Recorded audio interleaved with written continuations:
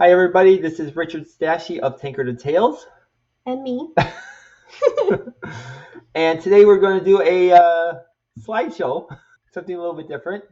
This slideshow, I'm going to present some evidence that will support a hidden story being told by an unreliable narrator in The Shining. Most commonly, we've been calling it the Windy theory, but I'm kind of more focused on calling it an unreliable narrator because it's quite possible that it's more than just Wendy could be just the killer. Oh, who else is the killer now? Well, we'll get to that topic in another video. I also want to show what I think is where 237 might have come from. I heard this theory. It's not very groundbreaking or convincing. Sorry. But we'll see. All right, to start with, many years ago, from a movie message board, someone, don't remember who, showed a clip from The Phantom Carriage from 1921 and made an argument that parts of the scene was copied into The Shining, in the Shining movie. And technically it is very similar, and it is quite possible that it inspired Stanley Kubrick to do the scene in The Shining. The interesting to note is what I discovered kind of recently is that The Phantom Carriage was directed and starred by Victor Sjostrom.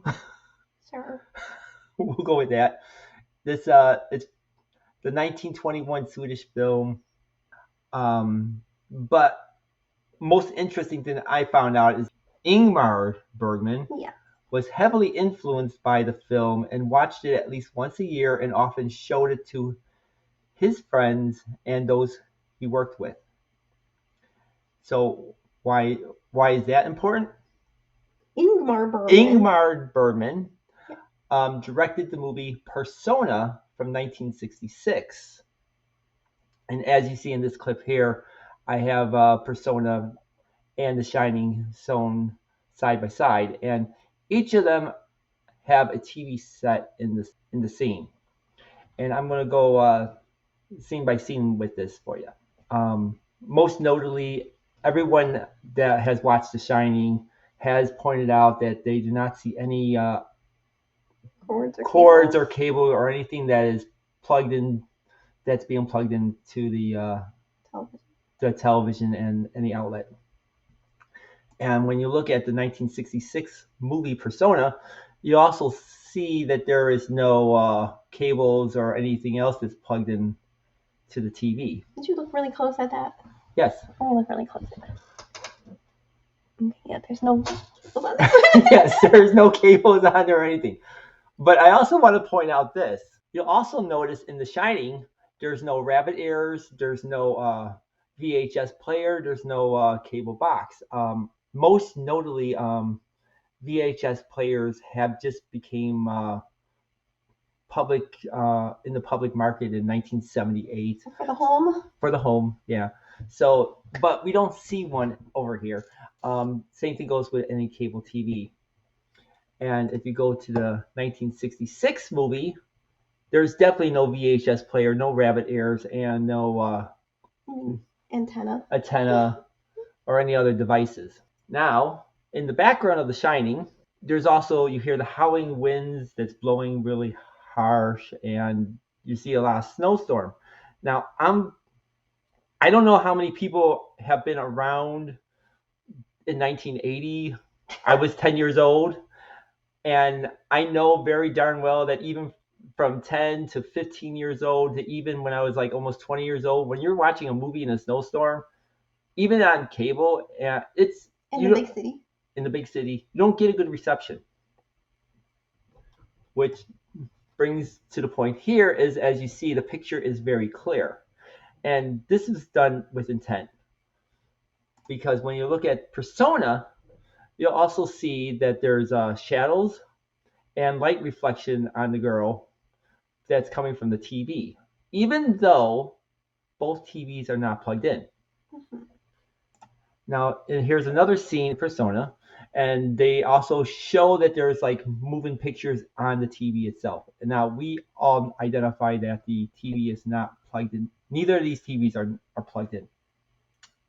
I wanted to point out that The Shining does not play off as a science fiction movie. So this is not some secret space technology TV that could actually function. It's a smart TV. It can't, and there's a little logic behind this too that I kind of get, and I kind of get that Stanley Kubrick actually was inspired from the Persona movie to do this scene in The Shining, because what he's trying to illustrate is that we are seeing a hallucination. Schizophrenia is a mental disorder characterized by continuous or relapsing episodes of psychosis. Major symptoms include hallucinations, delusions, and disorganized thinking.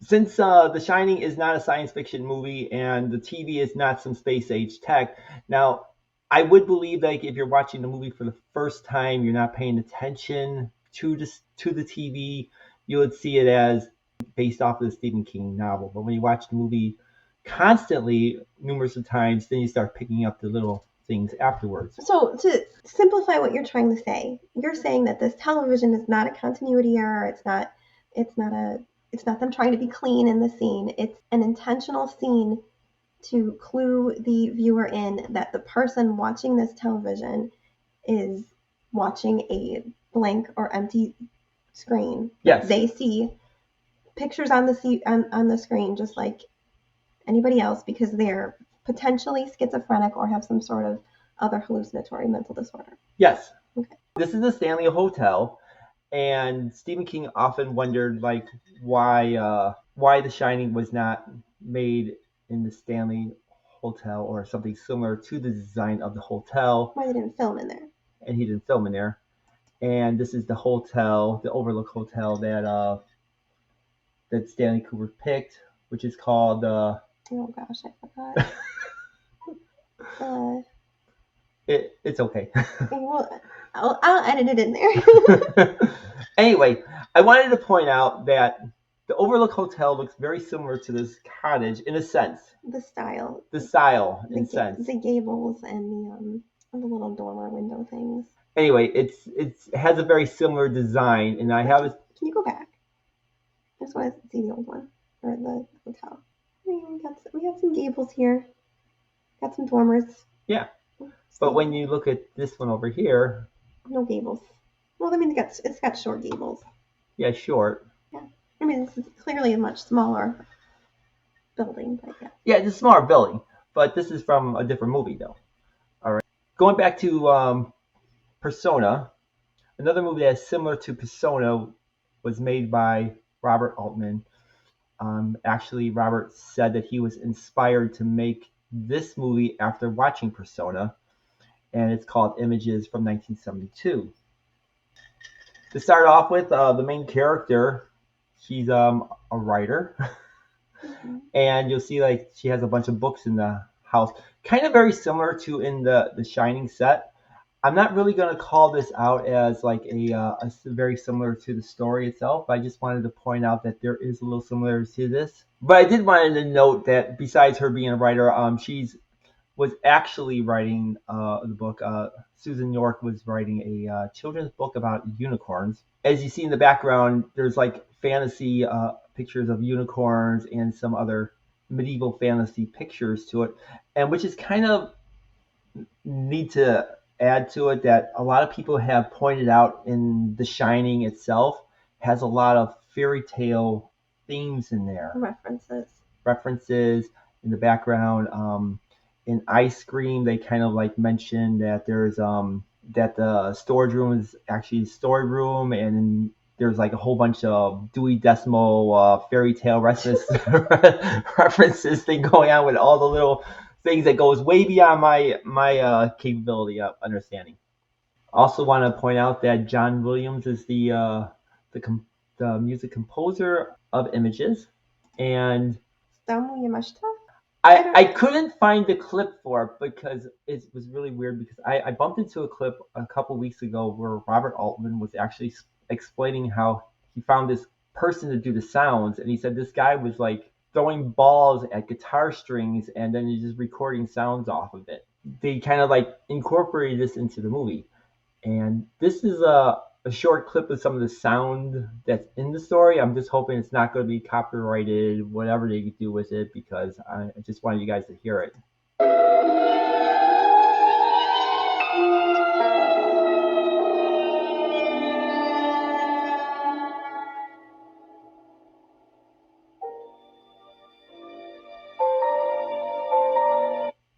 As you can hear, it has a very similar early vibe to it, to The Shining, maybe, if you want to think of it like that. Yeah. I would believe that somebody could probably sit there and try to compare both musical tracks really good to get a better picture of it. To me, it sounds like very Shiny-ish. Similar. Very similar. Wholly similar. Yes, similar. Now, I'm kind of a little bit jumping a little bit here because I don't want to really get into the house where she's from at the beginning part because there's going to be a little bit more to it that I want to show about afterwards. But I do want to point out that from the house, they actually go to travel to the cottage, which is kind of similar to the way how Wendy, Jack, and Danny ended up traveling to the Overlook Hotel. Going to the country.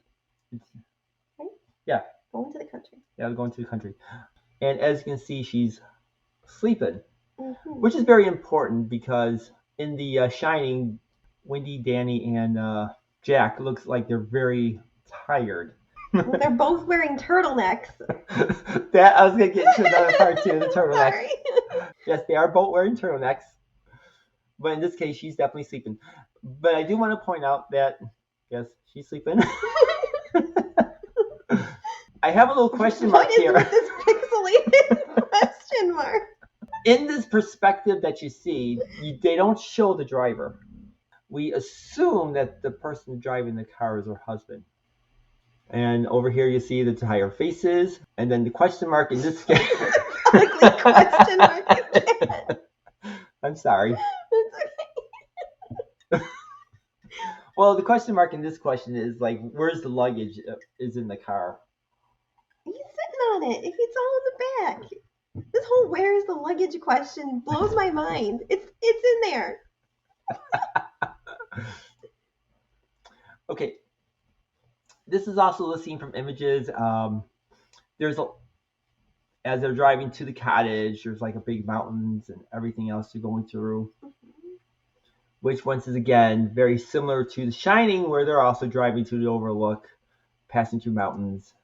Now to start with, in the Stephen King book, Wendy does pull a knife from a magnetic strip. I do want to point out that's consistent with the book. That is consistent with the book, but I also want to point out that this was from the 1972 movie, as we're watching right now, and I have not really seen.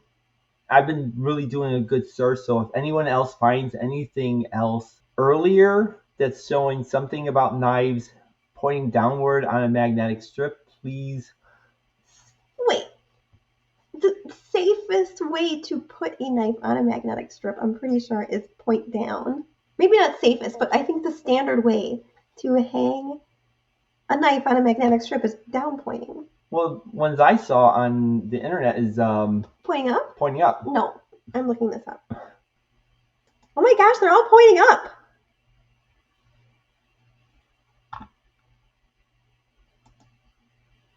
Either that or sideways. Up or sideways. Here's one picture. Okay.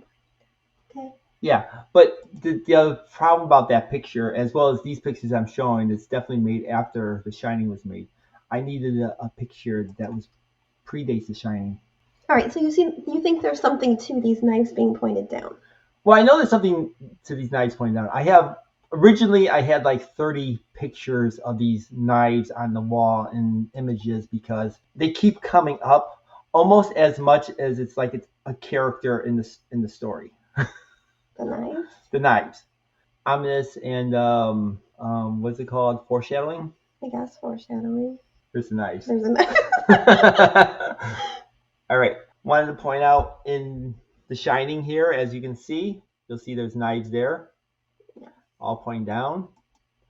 And then over in this scene here, you also see knives over there. Going back to images, this was a very, showing a video would be great, but I just wanted to illustrate this one over here. You're going to see the second knife start to fall on its own. I just did like still shots of it. It starts falling on its own, and it just falls down. As you see, there's a missing knife there.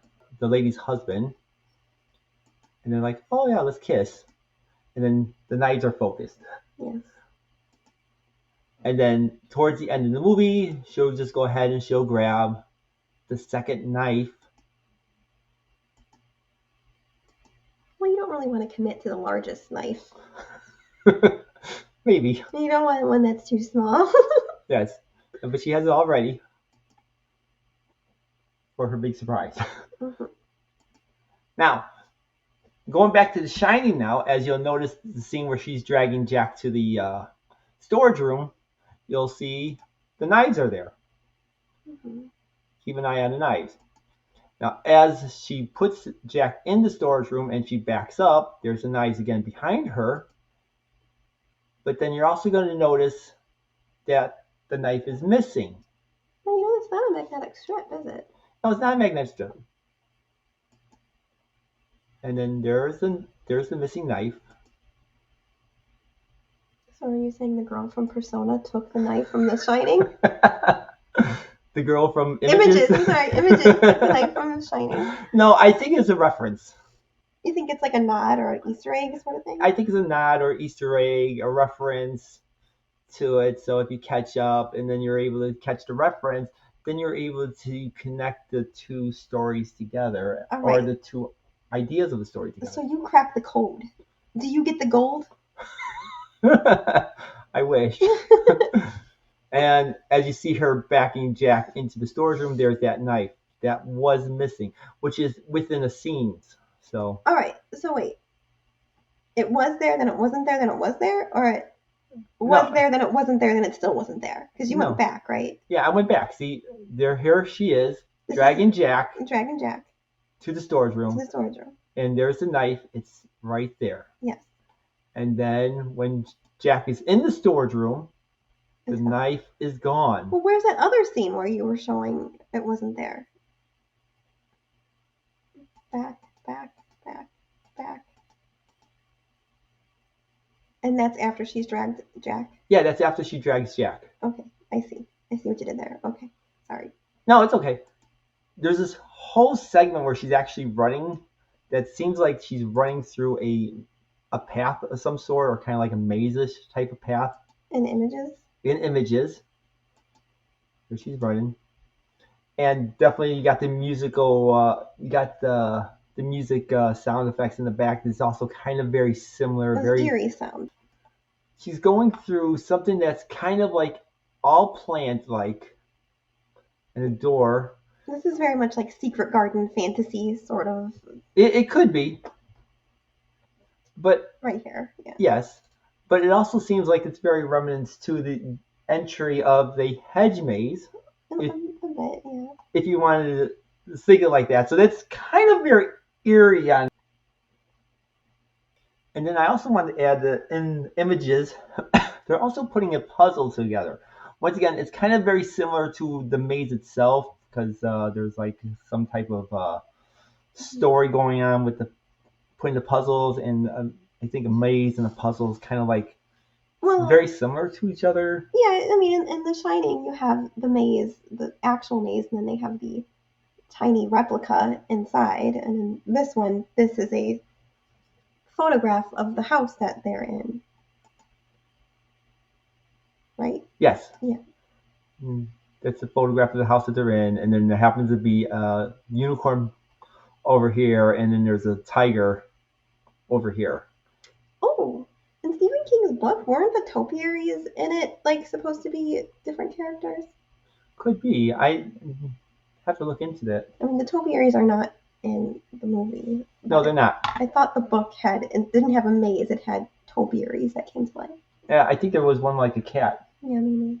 I gotta check. So maybe Stephen King did watch this movie. I don't think he watched this. Maybe he did. I don't know. I don't know. Well, it's from 1972. I mean, it's definitely been around before the Shining book was made, because the Shining book was not published until 1977. So you talk about 5 years. Mm-hmm. The way how Robert Altman made the story, he actually had the first name of the actors switch their names around with some of the other actors. I always thought it was really odd that Jack Nicholson plays Jack and Danny Lloyd plays Danny, but I'm not relatively sure if this really is an inspiration from images. I just thought it was interesting to note. Susanna York, she's the main actress of the story, as well as she's also reading the passages from the book that she's writing, which is In Search of Unicorns, adding to the fantasy element into the story, which, like I said, there's like hidden themes, fantasy themes in Shining. Fairy tale thing. Okay, towards the end of Images, she's heading back home from the cottage. We don't really actually have the address of her home until the end of the story. And in the ending of the story here, you see the address as 1334. Like, hey, what happens if 3 plus 4 equals 7? And then you'll get 137. Uh-huh. In Stephen King's book, it actually happens in 217. It's in the second floor. He just changed the 2 to make it 237 because it's the second floor. You said 2. Yes, because it's in the second floor. At the first floor, there's really no residence in the Shining story. It's on the second floor up. If you reference back into the ice cream video, the way how they explain it, storage room should be underneath the location of 237. So technically, the storage room is 137, if that is true. Yes, Ice cream is like a 2.5 hour video. It's a really long video to watch. I wanted to point out some similarities between her house and in 237. Okay, so you're saying now her house and room 237 are supposed to be. They're very similar. They're cousins. Yeah, they're kind of like cousins, kissing Okay. cousins. All right. Her house, as you can see, you got these double mirrored doors. And when I was doing pictures going back and forth on the season, I'm not too sure how many people actually realized it themselves, because I originally thought that in The Shining, these double doors in room 237 are some type of closet. That's what I thought. Just recently found out that the double doors, the mirror doors, actually goes into the main living room. Yeah, the living room area in 237. And I thought this was like a some type of closet. Going back into Images, this is basically the room. This is an earlier picture of it, and I do want to point out that there's these stairs that's going to the bathroom.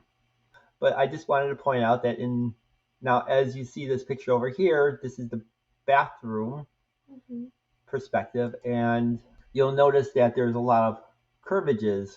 Curvages? Curvages. You mean like arches, rounded out. Those are not arches. Those are rounded edges. Rounded edges. And like some of the, I don't know, doorways or into the bathroom area. Yeah, little cutout areas. This is towards the ending. I don't really want to get into the part like she walks into the house and then the shower is running, but that's another story. We'll cover that next time.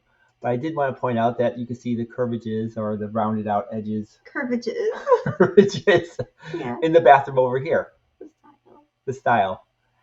And sure enough, when you look inside 237, the bathroom, you'll notice that you got these rounded out curvages. Yes, curved out little cutouts. Curved out cutouts. So I just noticed it's kind of similar. I don't think it's like a complete copycat of design, but I wouldn't be surprised it was like a part of an inspiration to modify it. Yeah, modified Modified. version. And then as you see Jack backing up, this is when I actually found out that the mirrored doors over there are actually doors that go into the room. And like I said, when I originally saw the movie for years, I just always thought that it was going to a closet. Because I never actually would think that. I mean, it's kind of weird when you open up the main door and you're walking right into a mirror door to get into the living space. Mm-hmm. And I do feel that goes into another theory that we could talk about later. I have a different theory in mind, and this would make a little more sense to that theory. But I just wanted to leave this open. Now, I wanted to talk about the two main female characters. Well, this is kind of like a secondary one. Yeah, she's playing Susanna.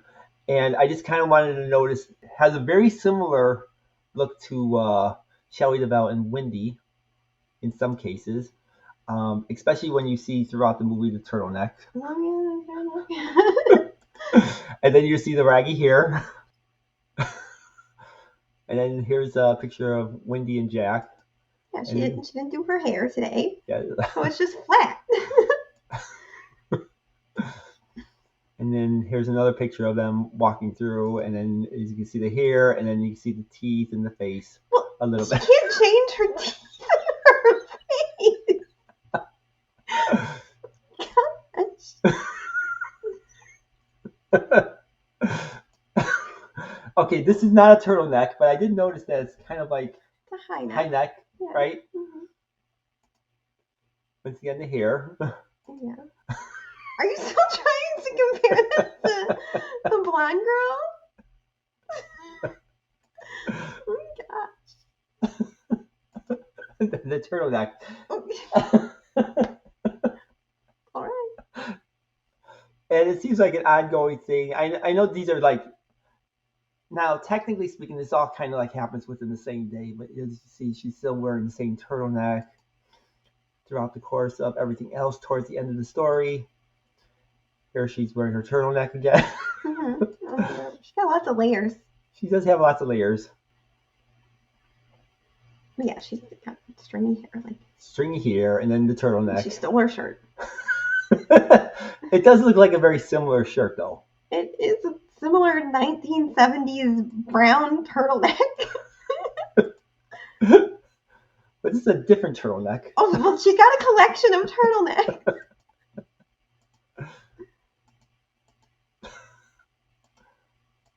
This is another different turtleneck. Yeah, I don't think that's a different. I think it's the same turtleneck as two screens ago. And then she's wearing a turtleneck too. Oh my gosh.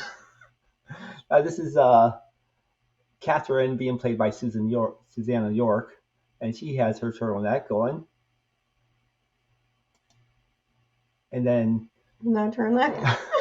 Well, it's the same outfit, but it's showing the back part of it, and as she looks over at the house, see her turtleneck.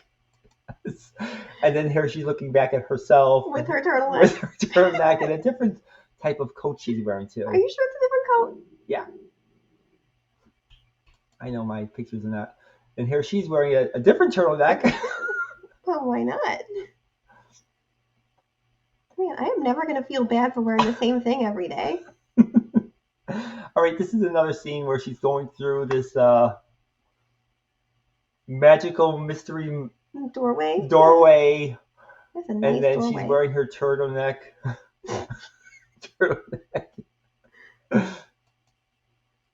But she's looking over with her turtleneck. Yes. The same turtleneck. All right, now this one is not a turtleneck. Not a turtleneck, but this one seems like kind of a reach, but I feel like that this overcoat that she's wearing. Oh gosh, the Navajo thing.